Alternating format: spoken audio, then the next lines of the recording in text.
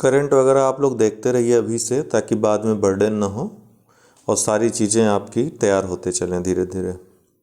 बार बार revision भी आवश्यक है, सप्ताह में या फिर महीने में इसका रिवीजन भी कर लीजिए। और रिवीजन हो सके इसी लायक मैं आपको देता भी हूँ शॉर्ट में, और जो आपका टू द पॉइंट एग्ज़ाम में आए। फालतू चीज़ें मैं बिल्कुल नहीं देता हूँ। तो 28 अक्टूबर 2022, 28 अक्टूबर को अंतर्राष्ट्रीय एनिमेशन दिवस होता है। बस इतना याद रखिए, कब होता है? 28 अक्टूबर को होता है। जीएम सरसों, देखिए 16 वर्ष बाद 2006 में बीटी कपास एकमात्र उत्पाद था, बीटी कपास, जिसको अनुमति मिली थी आनुवांशिक इंजीनियरिंग मूल्यांकन समिति के द्वारा। तो अभी जीएम सरसों दूसरी फसल बन गई है जिसको व्यावसायिक खेती की अनुमति मिल गई है। तो ये प्रश्न बहुत महत्वपूर्ण आएगा।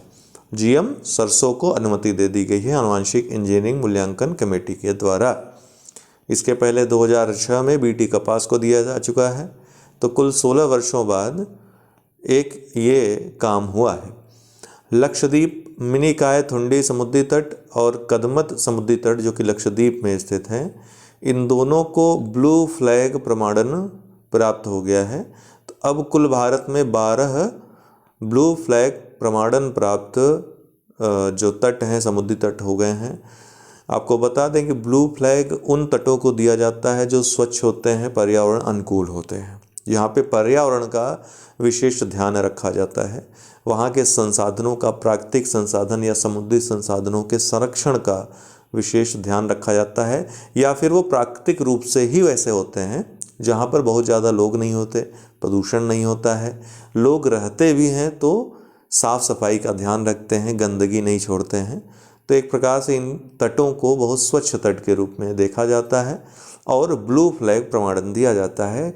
डेनमार्क में एक गैर लाभकारी संगठन है, फाउंडेशन फॉर इन्वायरमेंटल एजुकेशन, इसके द्वारा ये दिया जाता है। तो अब कुल भारत में 12 हो गए हैं।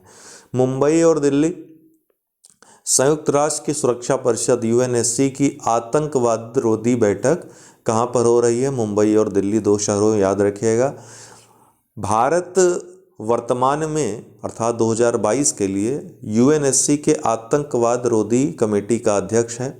यही कारण है कि यह भारत में इसकी बैठक हो रही है। सूरज कुंड, आपको पता होगा, मेला भी लगता है यहाँ हरियाणा में।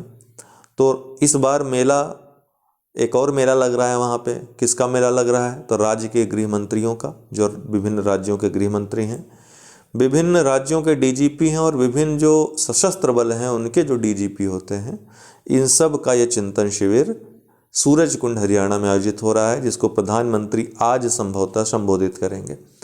गुजरात जल जीवन मिशन के तहत 100% पाइप्ड कनेक्शन वाला राज्य बन गया है। तो पाइप से हर घर जल पहुंचाने वाला गुजरात भी एक नया राज्य बन गया है। तो इसको भी शामिल कर लीजिएगा। अन्य कौन कौन से हैं जो बन चुके हैं? हरियाणा, गोवा, तेलंगाना, दादरा नगर हवेली, दमन दीव, पुदुचेरी, अंडमान निकोबार।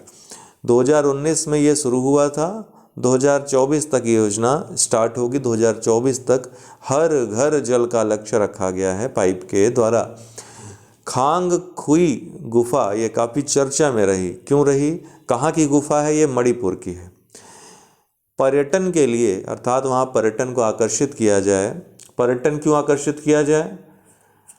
पर्यटन इसलिए आकर्षित किया जाए कि राज्य की अर्थव्यवस्था को पर्यटन से, आज अगर देखिए भारत में पर्यटन पर विशेष ध्यान दिया जा रहा है, ताकि स्थानीय जो रोजगार है वो उपलब्ध कराया जा सके, पर्यटन से अर्थव्यवस्था को गति दी जा सके। तो राज्यों को गति मिलेगी, राज्य की अर्थव्यवस्थाएं मजबूत होगी तो भारत मजबूत होगा।